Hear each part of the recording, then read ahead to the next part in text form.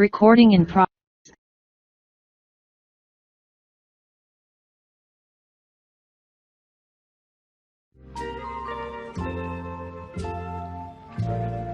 Why make believe you don't want me? Why make believe you never do? I see your eyes when you said you don't want me. They tell me it's only make-believe.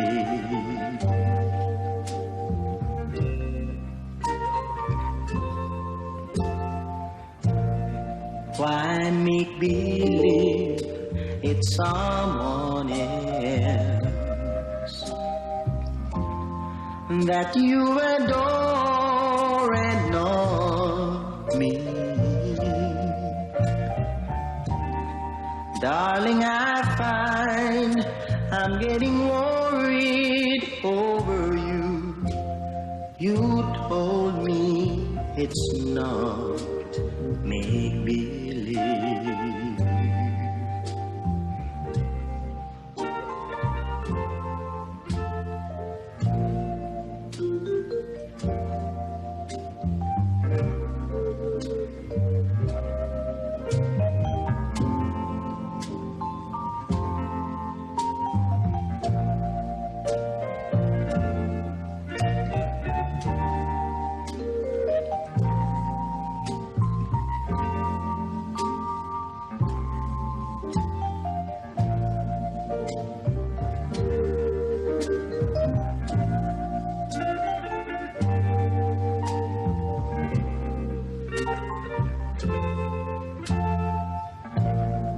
Why make believe it's someone else that you adore and not me? Darling, I find I'm getting worried over you. You told me it's not make-believe.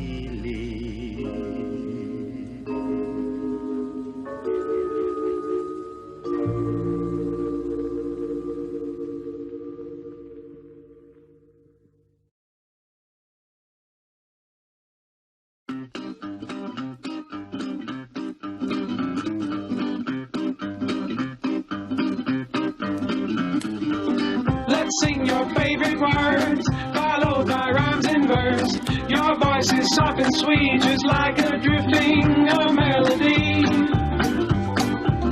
You charm the pants off me,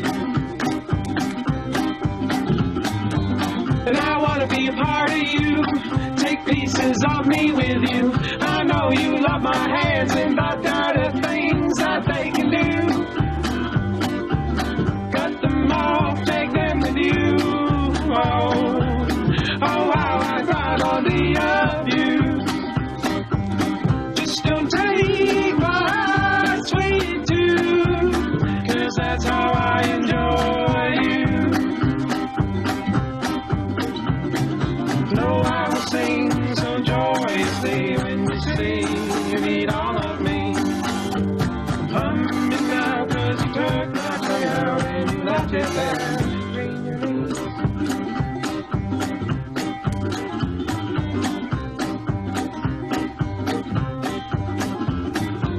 And I love the way your feet move when you're stomping me. Underneath kitchen floors, you'll hear my heartbeat back against the ball. It's only beating there far more. And you say you think I'm cute, the way I smile at you. I know you wanna have what's left of me there for your dessert. You always were such a flirt. Oh, anything to get off your skirt. Just don't take my sweet tooth, 'cause that's how I enjoy you. sing so joyously when you say you need all of me. Mama, now, 'cause you took my tongue out and you left it down, praying your name.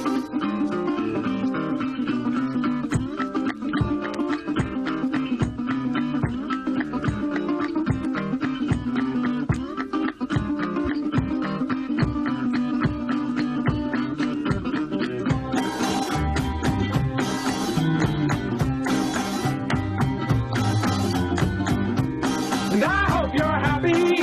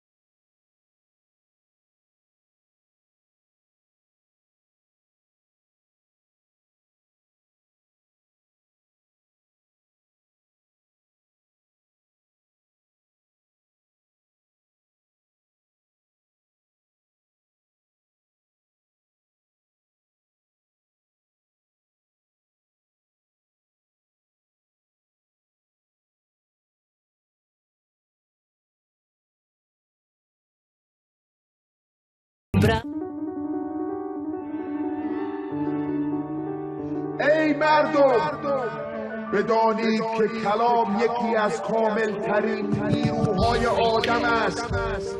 شنیدم که زبان شاعر تیزترین نیزه شکارچیست و قوی ترین گلوله سرباز. All in cahoots for the power of a loose. There's our blessings in from the bed to the ceiling to the roof. We burn oil and turn toil and won't foil. To turn oil to turmoil on firm soil. Leave on, what as Iman, saying praise the Lord. Khod kar teeth tash sharp as any shank a sword. Tank a swords of dunya, leave us in the cold sore. Fool us with propaganda like aliens in Cold War. Conquering and conjuring, dynasties to prosper in. Manifest destiny, past supreme doctrine. Puppet to puppeteer, I'm from it but don't become it. Jaw drop, heart stop, plummet all in your stomach. Rust, school of the truth, they try to seize you up. No respect in this danger field, Rodney King you up. But to paraphrase the Prophet Muhammad who said sincerely, knowledge is the light through which we see the world clearly. بنده خدا آزادی با هم میرسیم به آرامی. همه برابر خواهر برادر، همه برابر خواهر برادر. جنگل سیمای شکارچی هر نفس هست مثل خوراتی. همه برابر خواهر برادر، همه برابر خواهر برادر. It's just two opposing sides, both thinking they right. One plays chess, the other plays checkers with their life now. Picture a mother who lost her husband, 2 sons. Daughter got a crippled arm, could only use one. Got them all 2 sons, couldn't warm this side of her.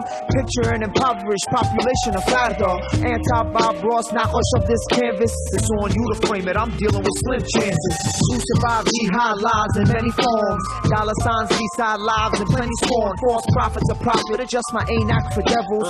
Walk a thin line between philosopher and rebel. Now the akhbar is muzakhraf, dodging the point. Head to tail, I'ma show you other sides of the coin. Sam got me in a headlock, nookie to say uncle, but I asked to cut ya. Look at it straight, pumpy motherfucker. بنده خدا آزادی با هم میرسیم به آرامی. همه برابر خواهر برادر، همه برابر خواهر برادر. جنگل سیمای شکارچی هر نفس هست مثل خوراتی. همه برابر خواهر برادر، همه برابر خواهر برادر.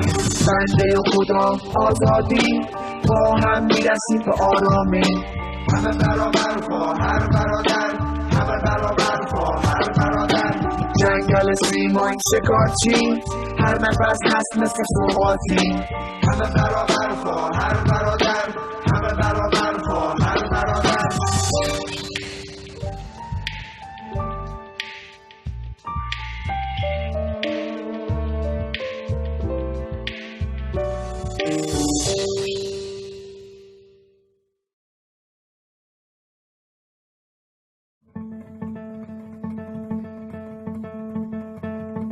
I saw God by the river,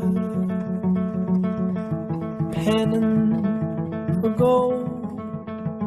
I saw God by the river, weary and old. He said, son, I used to know where I put things. I used to know.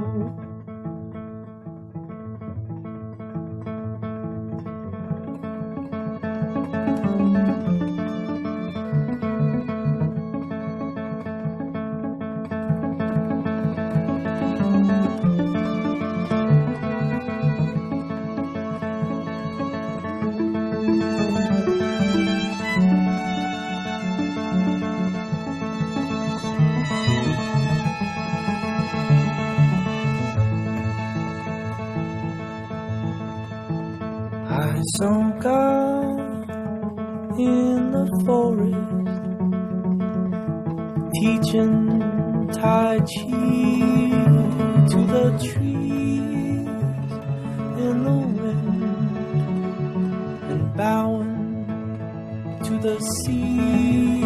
He said, son, I used to know where I put things.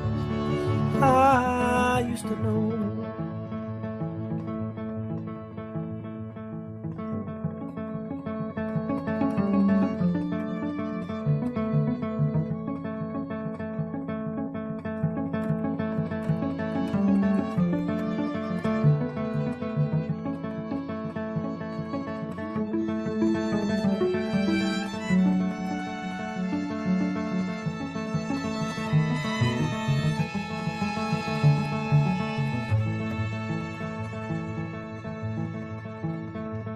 saw God on a mountain, tearing at the sky. I saw God on a mountain with tears in his eyes. He said, son, I used to know where I put things. I used to know I could have shown all the beauty in the world, but now I need you to show me.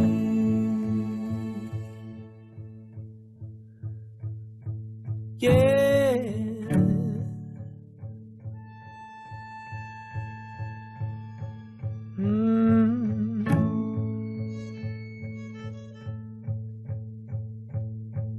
Show.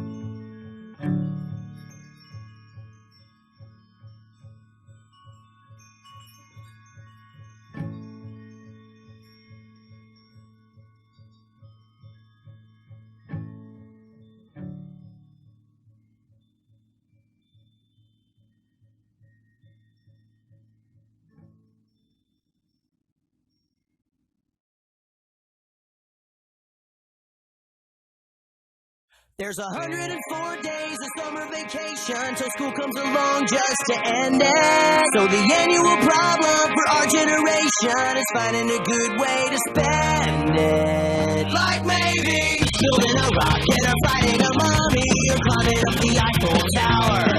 Discovering something that doesn't exist or giving a monkey a shower. Surfing tidal waves, creating nanobots or locating Frankenstein's brain. Finding a dodo bird, painting a continent, or driving our sister insane. This could possibly be the best day ever. And the forecast says that tomorrow will likely be 1,000,006 times better. So make every minute count, jump up, jump in, and seize the day. And let's make sure that in every single possible way, today is gonna be a great day. Crossing the tundra, or building a roller coaster, skiing down a mountain of beans. Devising a system for remembering everything, or synchronizing submarines. Racing chariots, taming tiger sharks, constructing a portal to Mars. Building a time machine, stretching a rubber tree, or wailing away on guitars. This could possibly be the best day ever. And the forecast says that tomorrow will likely be 1,000,006 times better. So make every minute count, jump up, jump in, and seize the day. And let's make sure that in every single possible way, today is gonna be a great day.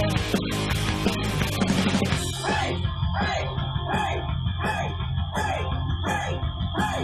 Let's put our heads together and design a master plan. We may miss dinner, but I know Mom will understand. We got our mission and suppliers, yogurt, gumballs, and desire, and a pocket full of rubber bands, the manual on handstands, unicycle compass, and a camera that won't focus, and a canteen full of soda. Grab a beach towel, here we go. This is fantastic. This could possibly be the best day ever. And the forecast says that tomorrow will likely be 1,000,006 times better. So make every minute count, jump up, jump in, and seize the day. sure that in every single possible way, seriously, this could possibly be the best day ever. Today is gonna be a great day. Possibly be the best day ever. Today is gonna be a great day.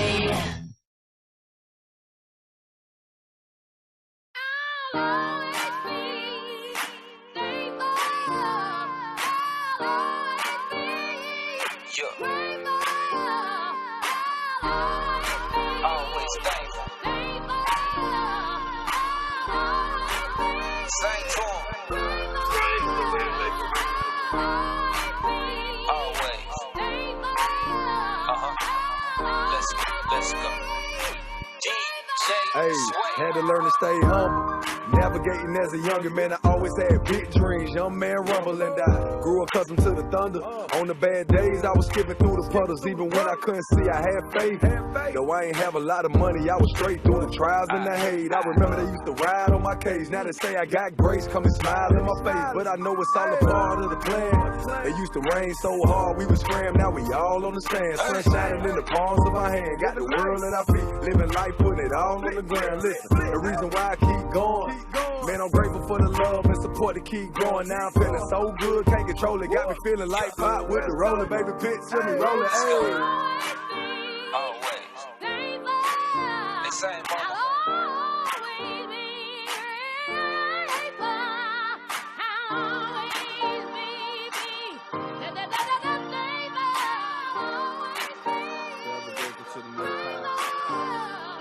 Grateful for Aliana, grateful for Aaliyah, grateful for you, mama, I'm grateful for you, Deja. Let's show the world that we never did need them, and that goes out to all of my people. Even if we gotta fight back, we'll beat them. God told me that this was our season. Enduring enough, we've been fed up. Life threw the worst at us, but still we rose up against the people that think they know us. Yeah, they doubt it, but they can't control us. No doubt about it, it was written in the Bible that weapons will form, but none shall prosper. Guess I cracked the code open like a lobster. Going for the MVP, throw the live up. And when the haters see me, hope he frown up. And with a smile, I'ma hold my crown up. And I'm sorry if I'm preaching on you, just some things on my chest that been weighing on me. And praying for the people that been faking on me. And grateful for the ones that been praying for me. What else? Thank you for my freedom. What else? Thank you for my health. Thank you for my strength. Thank you, Lord. I thank you 'cause you've been there for me. Down through the years. I thank you 'cause you made a way out of no way. I'm so thankful, Lord. I'm so thankful. Thankful. I can live. Thank you. I know, God, you've been great to me. They gave me 3 years to live. But I thank you, God, I'm a 9-year survivor of cancer. And now I'm able to say thank you. I'm able to say I love you. I say I appreciate you, Lord. I adore you. You gave me another chance. Thank you, Lord. Thank you, Lord. Thank you,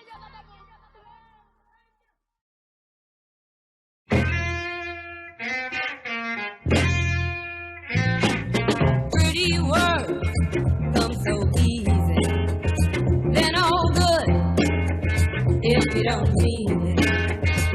Everything you need, you know I got it. You're gonna get it, baby, no doubt about it. So if you're thinking I'm gonna mistreat you, oh stop, don't worry about it. Oh stop, don't worry about it. You ain't never had no love like the love you gonna get from me. You've been used and you've been abused. 7 days a week you had the blues. You know if you were coming or going, but you're trusting me, keep on growing. And if you're thinking I'm gonna mistreat you, oh stop, don't worry about it. Oh stop, don't worry about it. You ain't never had no love like the love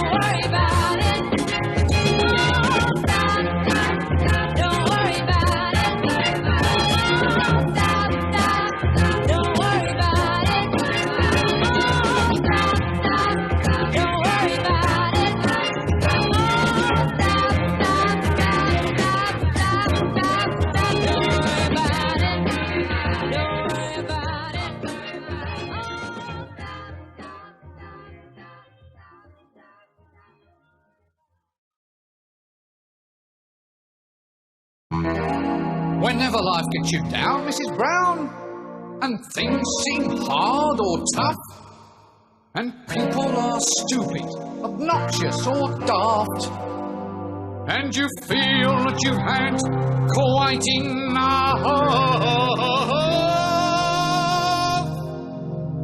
just remember that you're standing on a planet that's evolving and revolving at 900 miles an hour.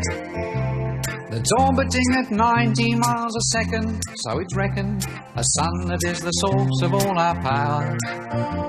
The sun and you and me and all the stars that we can see are moving at 1,000,000 miles a day in an outer spiral arm at 40,000 miles an hour of the galaxy we call the Milky Way.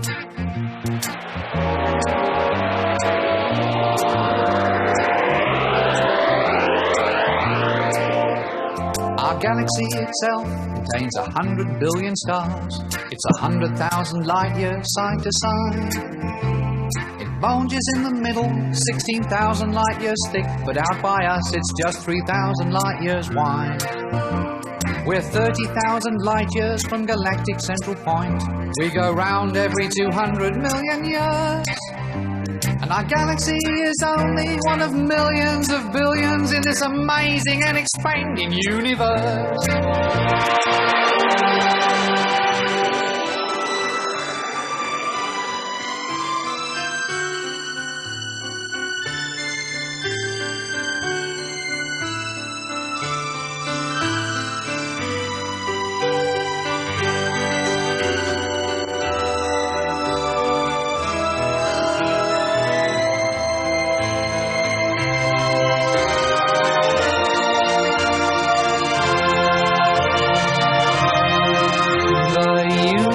Itself keeps on expanding and expanding in all of the directions it can whiz, as fast as it can go, at the speed of light, you know, 12 million miles a minute, and that's the fastest speed there is. So remember when you're feeling very small and insecure, how amazingly unlikely is your birth, and pray that there's intelligent life somewhere up in space, 'cause there's bugger all down here on Earth.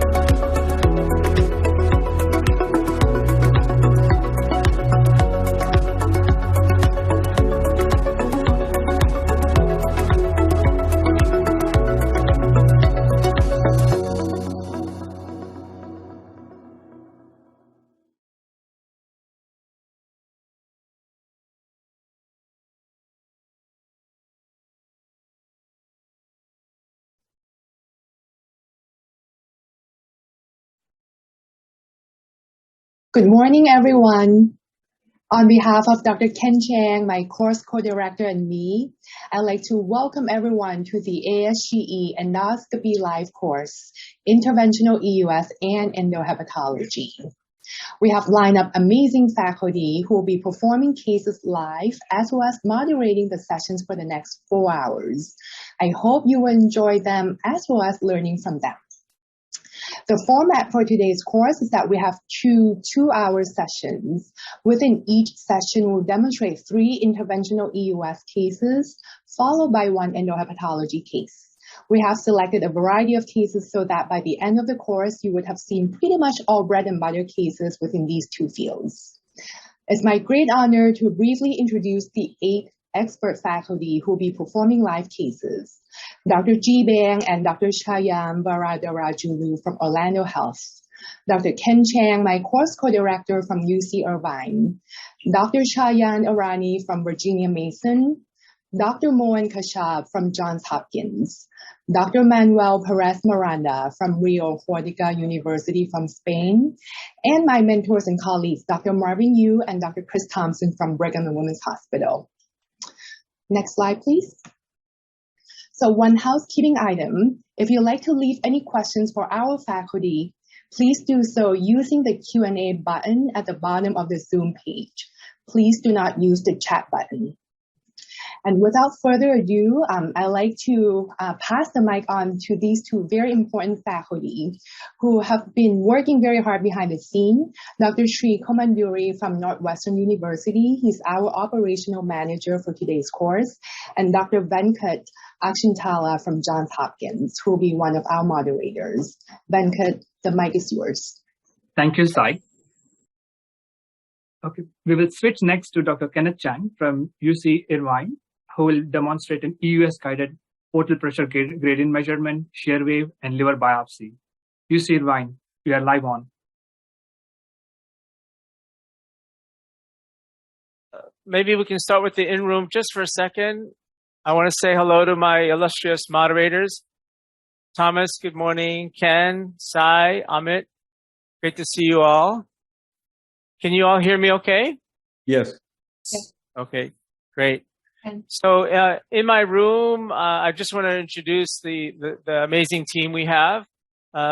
So we have Jay, who's our GI tech, Eliza, our nurse, Dr. Mike Perez, our anesthesiologist, and I'd like to introduce my advanced fellow, Dr. Rahim. So Dr. Usman Rahim is a special bird in that he is a board-certified transplant hepatologist, and now he's finishing up his advanced endoscopy training. So very recruitable, guys. But anyway, he is the perfect person to present this endohepatology case. Usman. Hello, everyone. Usman Rahim here. So our case is a 75-year-old female who presents with asymptomatic jaundice. Previously, she's been told by other physicians that she had fatty liver. Her past medical history is obesity, Crohn's disease, which is well controlled, hypertension, actinic and seborrheic keratoses, and surgical history includes cholecystectomy and prior fistulectomy for Crohn's disease. Social history, she does not have any high-risk features, no alcohol use, non-smoker, no tattoos, and no illicit drug use history. And in terms of medications, she takes irbesartan 150 milligrams once a day and mercaptopurine 50 milligrams once a day for over 10 years. Yeah, I just got an update. She's now on 100 milligrams. I see. So she got increased. Clinical data, her BMI is 35.58 kilogram per meter square. Her total bilirubin is 6.8. Direct bilirubin is 0.8. Alkaline phosphorus mildly elevated at 107 units per liter. AST is 34, ALT 31 units per liter, albumin 4.2 grams per deciliter. Her autoimmune labs were negative. That includes ANA, smooth muscle antibody, and antimitochondrial antibody. And her viral hepatitis workup was also negative. In her metabolic workup, ceruloplasmin was 17 milligrams per deciliter. IgG was normal at 932 milligrams per deciliter. Ferritin, iron saturation, and hemoglobin are all normal. Her hemoglobin is 13. She does have low platelets of 127,000. It's now 87,000. It's now, okay. So Dr. Chang has more updated news. INR 1.34. Endoscopy done 6 months prior to her referral to us. There were no esophageal varices, and her colonic mucosa was normal, and her Crohn's disease was very well controlled. She had an outpatient fibroscan, which revealed 22 kilopascal, consistent with F4 fibrosis. Outpatient MRI done by referring physician to assess for primary sclerosing cholangitis. There were no PSC changes. The liver was diffusely enlarged and nodular. There were no masses. spleen was moderately enlarged, measuring 16 centimeter, and there were prominent perisplenic vessels. Planned today, we have a patient with isolated total bilirubin elevation, a gradual rise over the past 6 years. Our differential diagnosis, given her past medical history, includes NASH, or should we say updated metabolic associated steatohepatitis, MASH, versus drug-induced liver injury versus PSC, early PSC changes. We're going to get an updated staging of her fibrosis through shear-wave elastography and assess whether she has elevated portal pressures, which may predict future decompensation. So, endohepatology workup, one-stop shop, EUS, EGD, PPG, liver biopsy. Thank you. Thank you, Usman. And tell us about what you found just before camera, on camera. Right. So we just did an endoscopy. She does not have any esophageal varices. Retroflexion view of the stomach does not show any gastric varices. And mucosa, there are no mucosal changes consistent with portal hypertensive gastropathy. So overall, a completely normal EGD examination. Thank you so much. Okay, I just wanted to pause just for a second because these liver cases can be a little bit more complex and nuanced. So I just want to hear from the moderators of the audience. Any questions about the case? What are the moderators? What are you thinking? What are the possibilities? What are the likely diagnosis? And then we'll get to the case. Any thoughts on the case itself?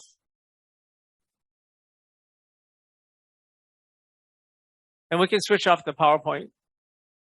I thought it's interesting that bilirubin is elevated because usually for MASLD or MASH, usually bilirubin should not be elevated. So yeah, so it is unusual for NASH or MASH to have these numbers. Absolutely. So, Sai, what do you think? You think it's DILI? It's going to be DILI, but we'll see.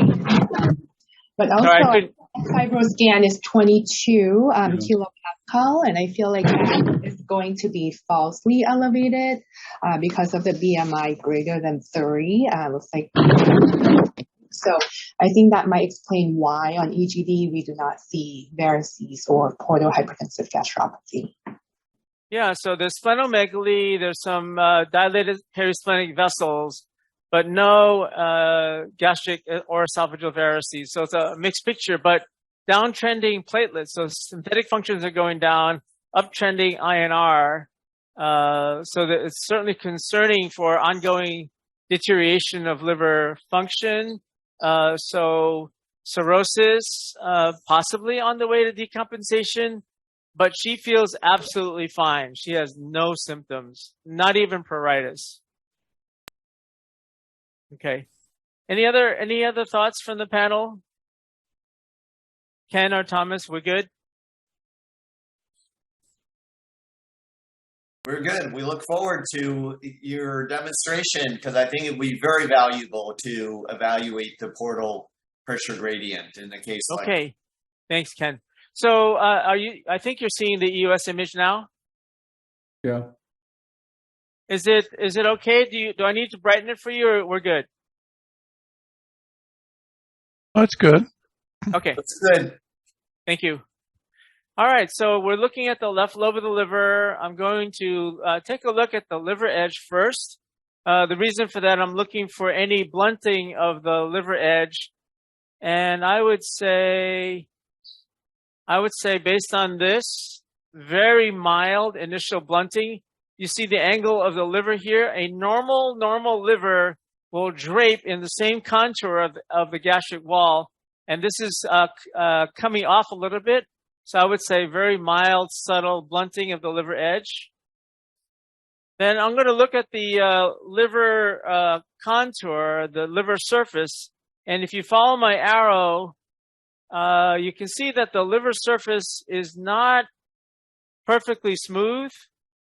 There's some undulation of the liver surface. Maybe here it's getting a little lumpy bumpy right in here. So there is some signs of some possible nodularity, at least early. I'm looking for a trace ascites. I don't see any ascites. And then on the liver parenchyma, I'm looking for typical signs of either steatosis or regenerating nodules. So as I just look at the liver parenchyma echo texture, I see a little bit of subtle beginnings of some possible regenerating nodules. Maybe this one, but maybe here, but extremely subtle. But at least our eyes are telling us this isn't normal, right? This is not our normal liver. There's something, it's heterogeneous, and there are these little areas that are, possibly early regenerative nodules. So far, just based on 5 seconds of imaging, this is not a normal liver, and I think we can say that. Then the next thing we want to do is we can perform a shear-wave elastography. And shear-wave elastography is essentially ultrasound-guided fiber scan. There's a push-pulse wave that comes out through the same transducer while the imaging wave is going on. The push-pulse wave punches a sound wave into the liver, and it sends a secondary wave, which the transducer can calculate the speed of. The faster that secondary wave caused by the push pulse, the faster the wave is moving, the stiffer the liver. And so that's how we get our liver stiffness, and it's in kilopascals. So I do want to show you shear wave elastography because it's part of the Arietta processor. It's part of most of our EUS units, and it's a pretty quick and non-invasive way.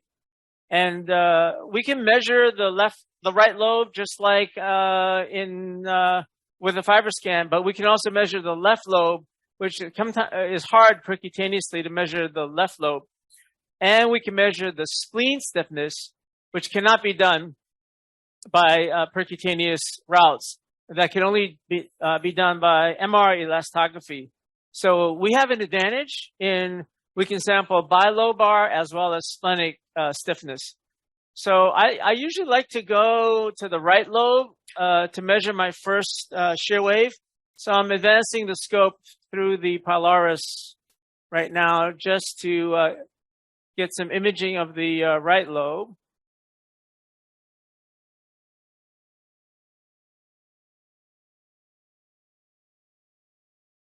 I'm trying to gently get this through the pilaris. That'd be funny if I couldn't.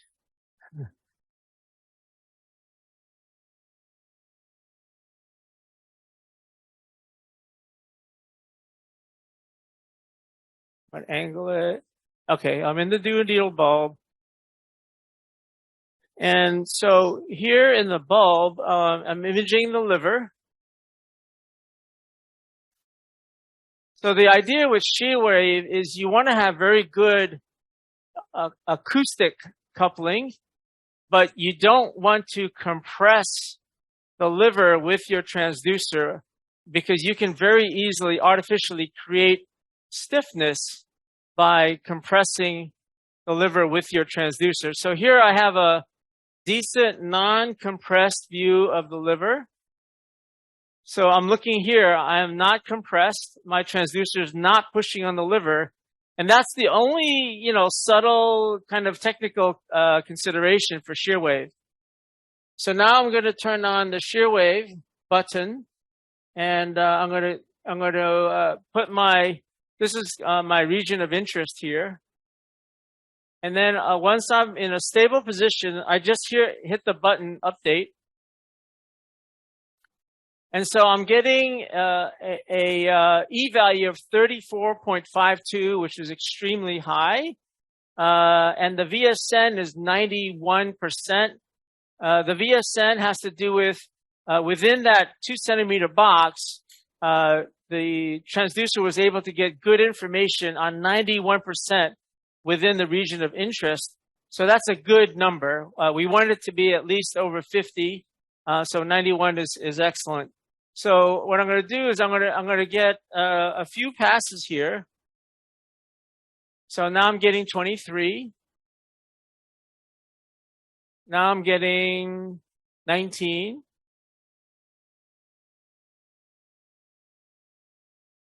There's 29.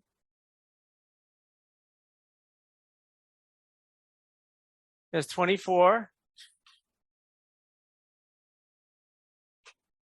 27. 25. 25. 25. 21, and we're getting 100%. I'm going to get two more because the first two, I think I got some duodenal fluid that may have interfered with the assessment. So I'm going to do two more, and that'll knock 1 and 2 off by doing 11 and 12. And I think I'll do one more. Okay. So now I've done 10 passes, and I'm looking at my chart on the right. I'm looking at all the E values, and it's telling my mean score is 25.0, which is very similar to the FibroScan score of 22. And then the VSN is 2.89, which is the mean. And then the interquartile range divided by the mean is only 4, and we like it to be less than 15. That tells me my numbers are very tight relative to each other, and that makes a more reliable score. So this is about as reliable as you can get, with the VSN being 100% except for one at 99. My dad would be upset at me, Asian dad. Why didn't you get the 100? But anyway, so we've got 10 good passes at nearly 100%. So this corroborates the FibroScan. I also measured the left lobe before we came on camera, and it's pretty much the same number. Eliza, what did we get for left lobe? We got 22.4 in the left lobe. So very similar right and left lobe. Sometimes we get a little bit of discrepancy, but not a whole lot. So that confirms her liver is stiff. So now we're going to go to the spleen and measure the splenic shear wave. Any questions on shear wave so far?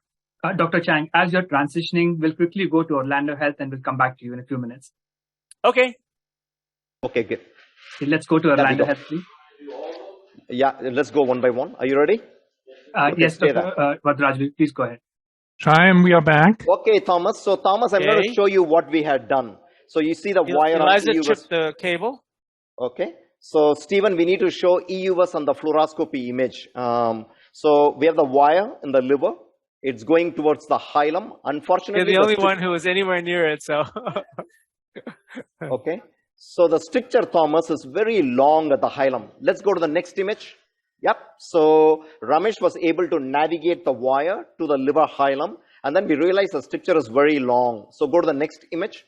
There you see the cystotome. The 6 French cystotome had no resistance going in. Next image.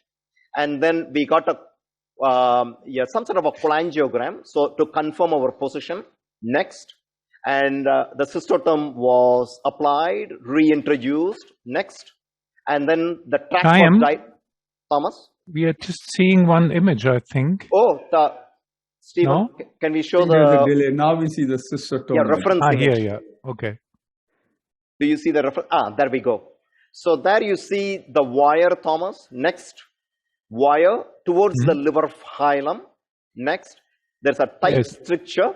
So there's only like 4 centimeters of viable duct, and then it's a very, very long stricture. Next. And then afterwards, we confirmed it with a cholangiogram. Next. Next.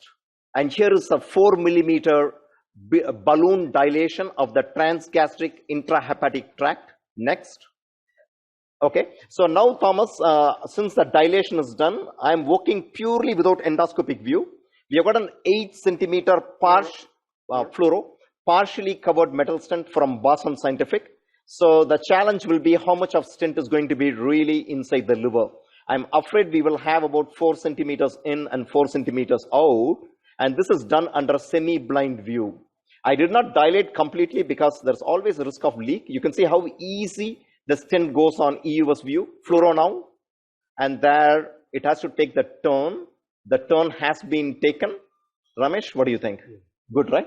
I think we're going to, because if I push any further, Thomas, there's a stricture. So I'm going to stay right there. Let's slowly start deploying, Ramesh.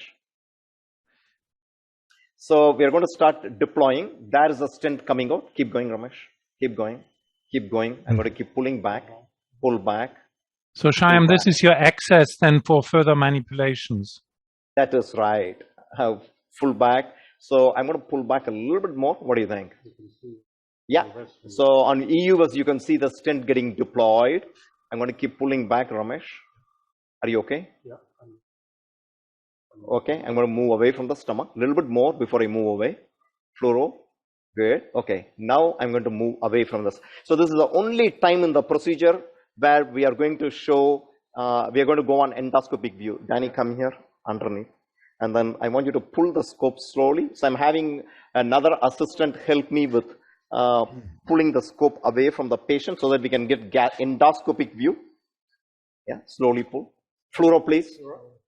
So we're going to just pull back. I'm going to pull back. So hold on. Now, this is semi-blind, I hope. And then we have CO2 on. So I see stent here, right, Ramesh? Yeah. So I'm going to pull back a little bit more. I'm going to pull back and you pull the stent back. Pull back, pull back. Okay, Ramesh, you can deploy. I think we are in the stomach safely. Yeah, deploy. That's it. So the stent is on the gastric side and 1/2 is going to be on the hepatic side. So everything is out, Thomas. And then we will, the catch here is to make sure the stent is going to be not into the esophagus, but in the gastric cardia region. So you can see it's all red and yeah. Inflating. Yeah, I see bile draining here, and we are having a little bit of vision issues, which is not uncommon.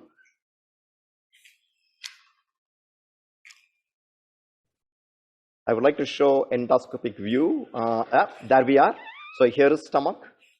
I'm going to decompress the stomach a little bit and show you guys where the stent has been placed. It's going to be somewhere in the gastric cardia.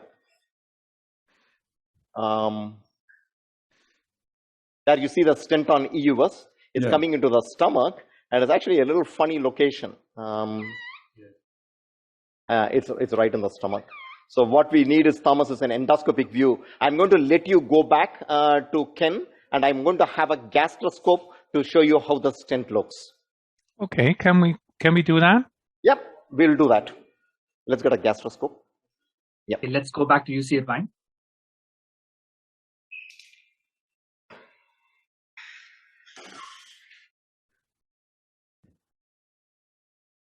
Yeah, we are still with you.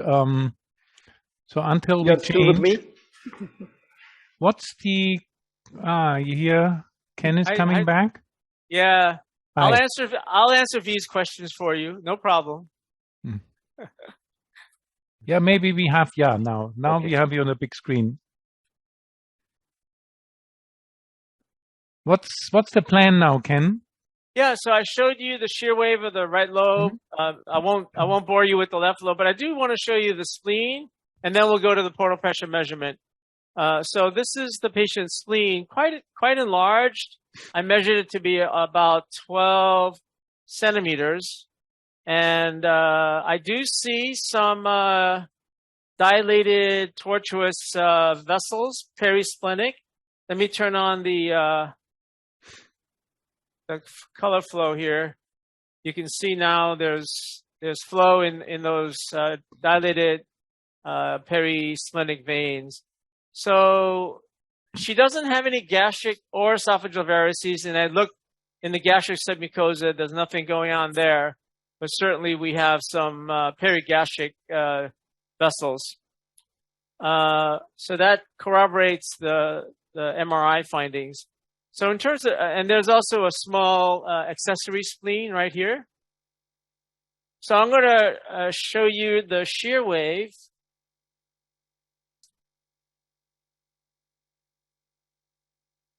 So I've hit the SWM, the shear wave button. And again, I want to find an area where I'm getting good imaging, but I'm not compressing. So if I compress like that, that's too much. I need to back off, relax, and then put my box about there, and I'm not compressing. So I'm getting 43 kilopascals with a 72% VSN, which is very good. And I did the whole spleen while we were off camera, so that I can show that to you. And this is this was the number that we got of the spleen. So the median was 44.93, shown right here. So in our studies, because there haven't been much studies looking at shear wave of the spleen, so we did a study comparing the spleen stiffness with liver biopsy and portal pressure measurement, and we determined a cutoff of 25. Above 25, the spleen is too firm and is suggestive of portal hypertension, and certainly her spleen is 44. And the nice thing is, you know, there are things that can attenuate your measurement of the liver. Fat in the liver, fibrosis, obviously can affect your stiffness, but there's nothing that can affect the stiffness of the spleen other than pressure, unless there's infiltrating granulomatous disease or lymphoma. But aside from those zebras, the spleen, if the spleen has increased stiffness, that's from elevated portal pressure. So it's a very clean way of measuring surrogate for portal hypertension. So we do right lobe, left lobe, and spleen. So based on that, we're predicting the portal pressure gradient to be elevated. All right, so now, any questions on that before we go to the PPG? I think everything is clear. It's nice to see after all the interventional work that you sort of get back to the slow motion imaging type of. That's right. That's right. Thank you for that. Yep. There's still some use for us old guys. Okay. So, I want to look at the vessels because obviously I want to make sure my needle goes into the correct one. So I'm here in the left lobe of the liver, which is by turning my shoulder leftwards. And then as I pan right, the first vessel I'm going to see is the left hepatic vein. This is the left hepatic vein. I like to say it's a smiley face of the liver. Welcome to the left lobe. So this is the left hepatic vein. And I can follow the left hepatic vein with my arrow all the way back up to the IVC. So that's the left hepatic vein. There's IVC. Now, Ken, is that necessary to follow it to be sure that's the right one? Not absolutely. There's three ways of confirming. One is by its contour and location.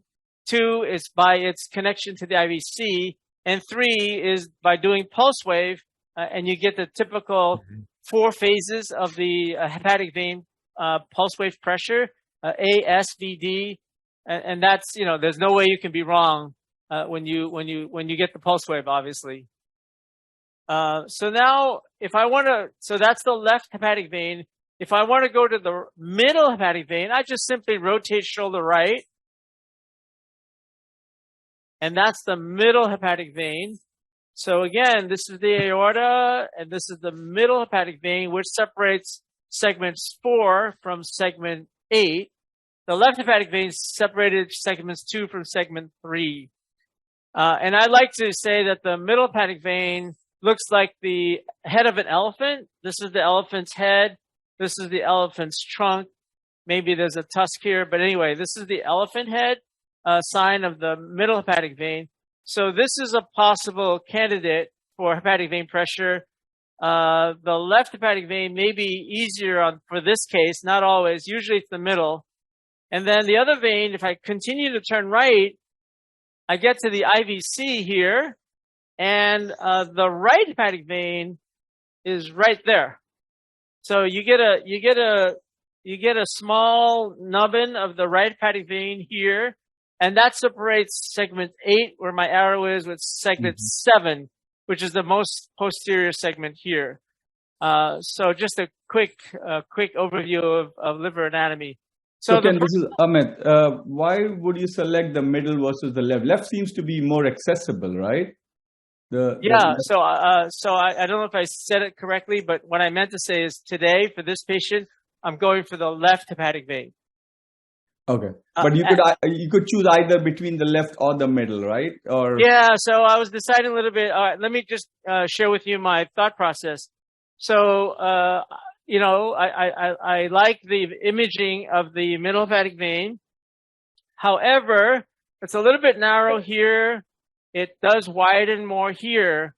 So this is a nice target, but now I'm also looking at my distance, and that's quite a bit, and that may almost be at the end of my needle throw. And then getting it here may be better from a distance point of view, but it's a little bit narrow. So those are just kind of my thoughts. When I look at here, the left, it's just as wide as the widened part of the middle, but now I'm closer. So I'm kind of leaning towards this. Would you agree? Yep. Okay. All right. So I'm going to do one more E-flow just to make sure that I'm not going to hit a vessel on the way to the vessel. And I'm good there. All right. So now we're going to use the 25 gauge portal pressure measurement device. It's the 25 gauge needle, just similar to an FNA needle, will go down the inlet of the channel. I'm going to adjust my sheath just as if I'm preparing for an FNA. So I've got my sheath there. So the difference is this needle is specially tested and designed and approved for intravascular work. And so it is indicated for this purpose. And the needle is attached to a 3-way stopcock, and that's attached to a 90 centimeter long non-compressible tubing. The tubing is then attached to the device, which is the pressure gauge. And I don't know if you're seeing the pressure gauge image yet or not. We should have that for you shortly. So the pressure gauge is sitting on a table. I had the table leveled. There's your pressure gauge. It's sitting on a table, and I had the table leveled to the patient's right atrium, which is approximately the mid-clavicular line, height-wise.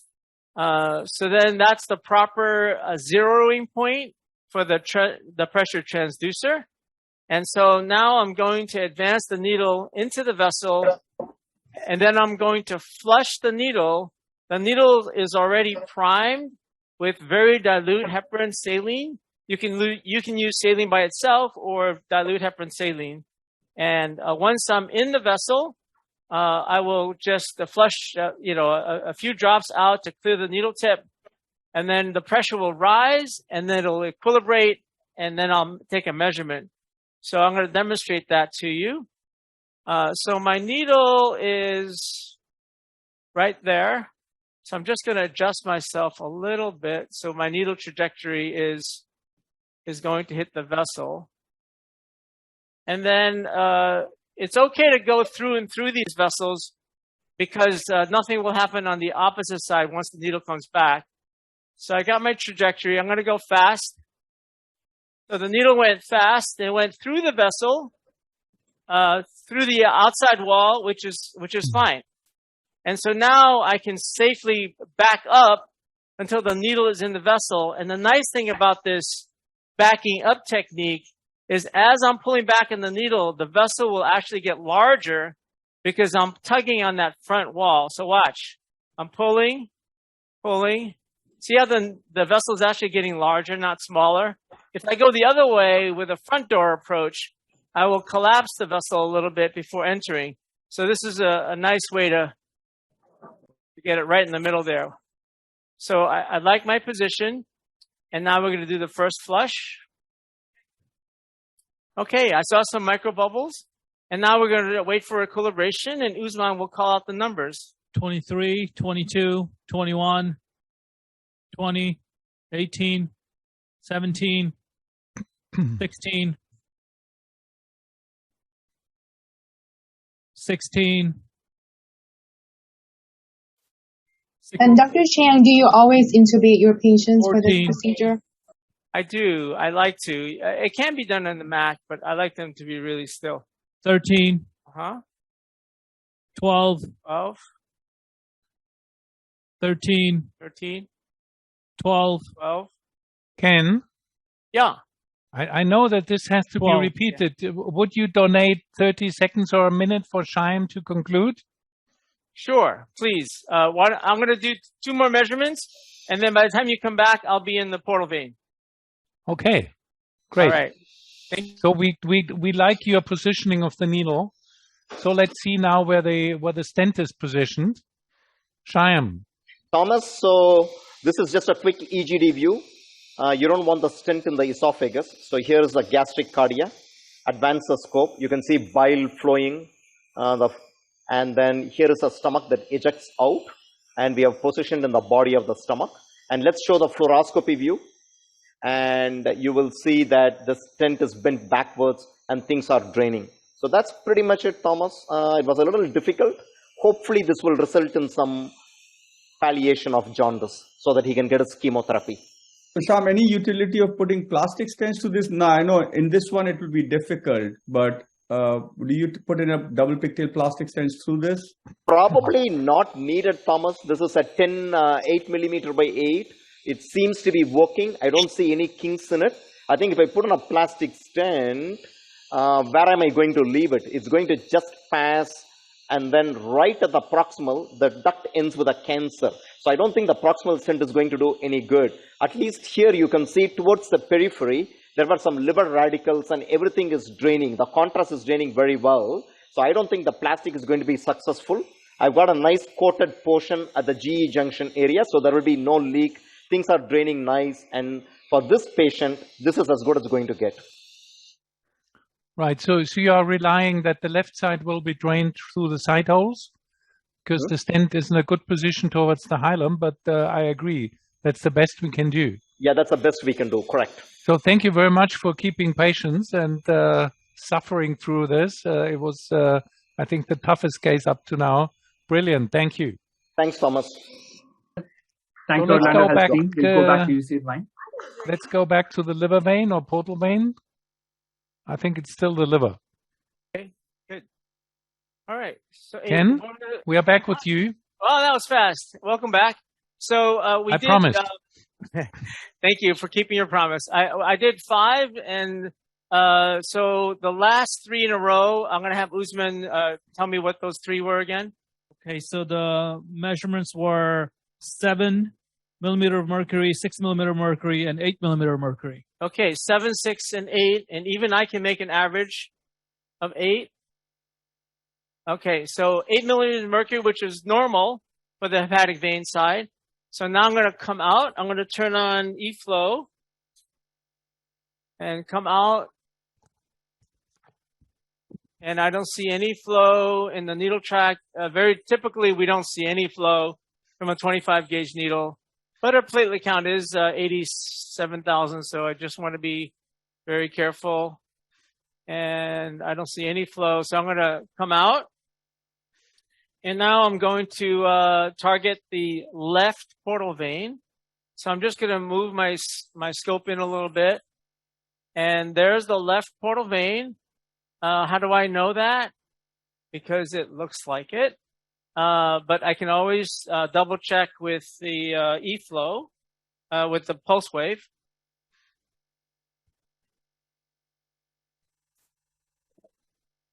I'll invert the,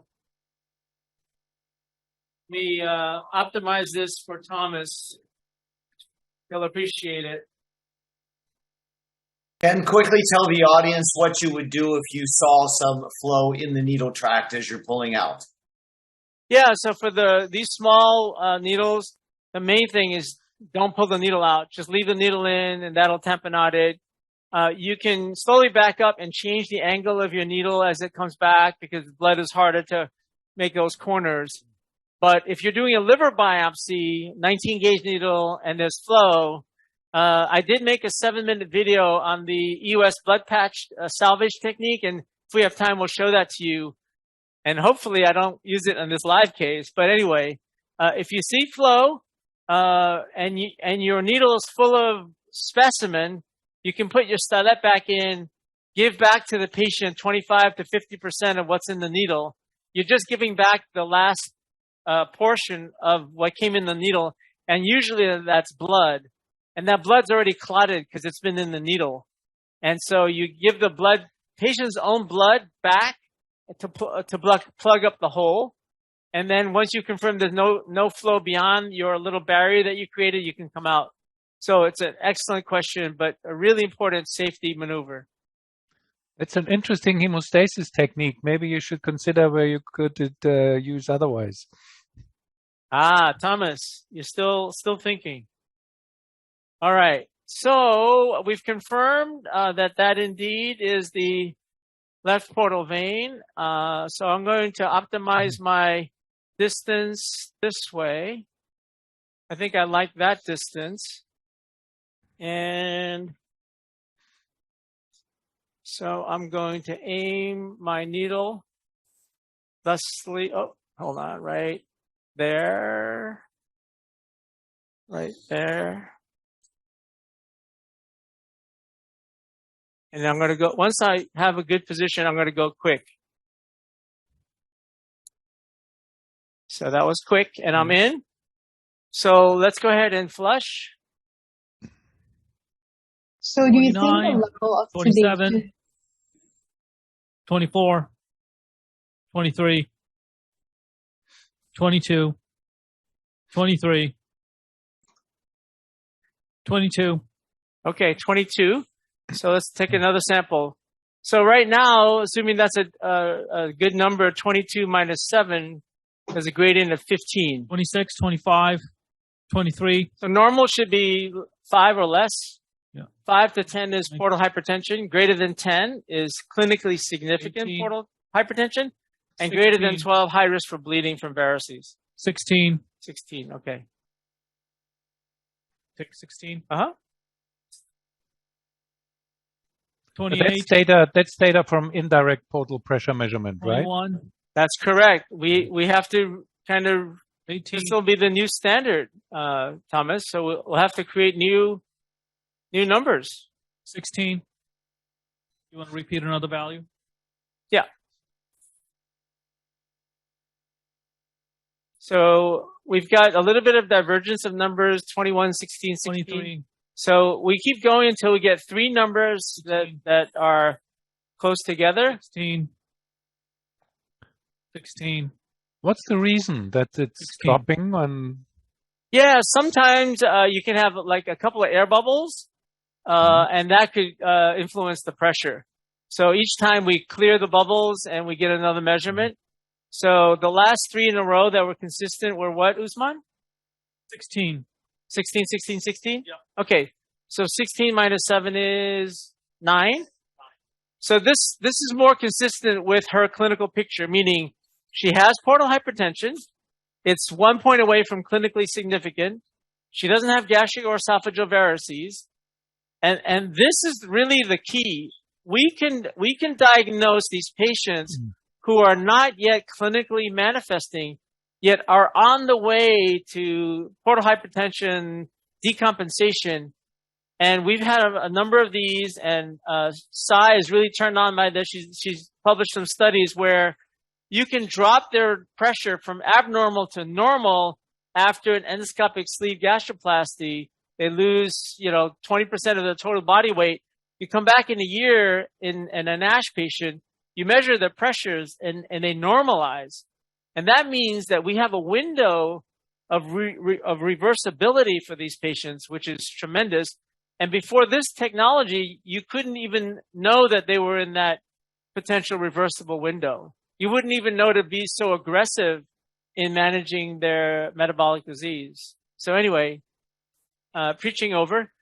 I'm going to take my needle out. All right, so taking my needle out. There's no flow. And do you do this one supine or left lateral, Dr. Chang? Yeah, so the patient is completely supine because we're trying to get to that right atrial level, and if they're up on their left side, I'm not sure where the heart is exactly. But when they're lying flat, and that's the standard for interventional radiology, they lie them flat. So that's what we did today. So in summary, we have an elevated gradient of 9 millimeters of mercury. And so we need to do something. Now we need to find out what the etiology of our liver disease is. So I'm going to try to get some really good sampling. I'm likely going to sample both right and left lobe of the liver with liver biopsy. So maybe in the remaining 2 minutes, we can show you that, or I don't know if the other side is almost ready, or we have the flexibility of a few more minutes. Dr. Chang, you can go ahead for a few more minutes. Thank you, Venka. So can any difference, I know this is Amit here, so any difference whether you do it under propofol versus general anesthesia? One of the attendees had that question. No, I would say all of these anesthetic agents can potentially drop your portal pressure, but it drops your portal pressure and your hepatic vein pressure at the same time. So the gradient is always consistent. So the interventional, the hepatologists, especially in Europe, really put a lot of value on the absolute number of the hepatic vein. And, our absolute value today was 7, which is a little bit, maybe 1 or 2 millimeters higher than if you did it transjugularly. But the key thing is the gradient, right? The gradient is very, very accurate. And obviously, if the hepatic vein pressure was 25 or 30, then we're really suspicious of right-sided heart failure. And so if you have an elevated hepatic vein pressure and a normal gradient, that's right-sided heart failure until proven otherwise. And then there's another question that where should we measure the shear wave elastography, at 30-degree angle or in the center?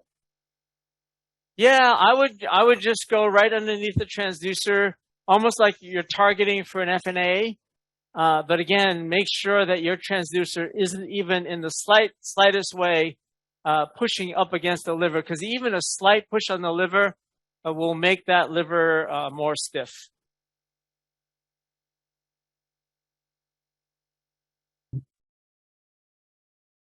Thank you, Dr. Chang. We will wrap up the session 1 here. Thank you, UC Irvine team.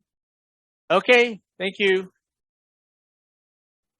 Yeah, thanks. I think we have a few minutes. I just wanted to show you the liver biopsy technique and how to salvage with blood patch. And then I want to show you the liver specimen that we were able to get with our patient today.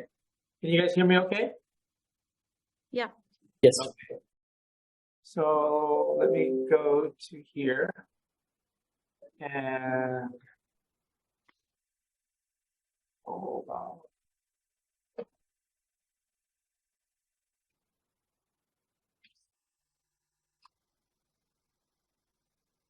Okay. So this is another case that we did where we needed to salvage. So I just wanted to show you how we do the liver biopsy and what happens if you've got flow. So this is the liver biopsy, right lobe, and essentially I'm using a 19 gauge Francine needle, and it's fully primed. It's fully primed, and just as I'm about to make the actuation, I actually take the syringe and stopcock off. This is really important.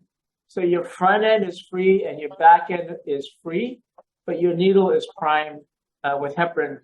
and then I take my first actuation all the way through. I don't stop at the beginning. I just push it all the way through and go as fast as possible for my first actuation. For my second actuation, because there's stuff in the liver already, I will put the stopcock and syringe on. I will turn on the stopcock just before the actuation for number 2 and number 3. So this is now actuation number 2. I bring it back, and then actuation number 3. So in today's patient, I did a total of 4 actuations because I knew the patient was cirrhotic. So I really wanted to make sure I could get good specimen. And it's okay to do, 2, 3, 4, 5 actuations because you've only violated the liver capsule once. And what you're most concerned about is this last 2 centimeters to make sure there's no flow coming through that. All the other actuation tracks will converge to this point here. So on this video, which I prepared for you, it's a case where the Doppler was showing really rigorous flow for beyond 5 minutes. So here I've done my 3 actuations, and I am turning on the E-flow. And you can see there's lots of flow. And we waited, this is during a live course, we waited 3 minutes, 4 minutes, 5 minutes, and it would just not stop.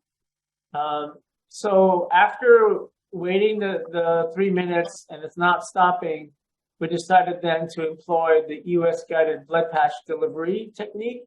So I'm going to go to that right now. And I'm going to go live so you can hear what's going on. Let me see what happens. I'm going to change my needle angle. I'm going to come up a little bit and see what happens here. Okay, so I tried to change my needle angle. It's not stopping. The flow is continuous. And even when I try to back the needle out to see if it's really following me, it really is following me. You can see it's going right to my needle. So at this point, I don't dare take the needle out. If I take the needle out, there's enough pressure for that blood to come right out of the liver capsule. And once it's out of the liver capsule, it'll continue to flow. It'll continue to bleed. So technically, this is not a bleed yet, but we don't want it to be a bleed. So here, I'm going to now ask my assistant to hand me the stylet back or to push the stylet back in. So here she's going to grab the stylet, and I'm going to have her start. She's starting to put the stylet in, and she's starting to push the stylet now. So the stylet is going back, going in. She's putting How much are you in now, 30, roughly? 40, 50% of the stylet is now back in the needle. Okay, so you see I've created distance. By clearing half of the needle, I put some stuff back in, and I think I created a roadblock. So then I'm just going to slowly back up very slowly to see if indeed I stop the flow from the needle track to my needle tip. And You guys see that? I'm seeing a distance here. And then I pull back, and I clearly... So hopefully I didn't give it all the liver back.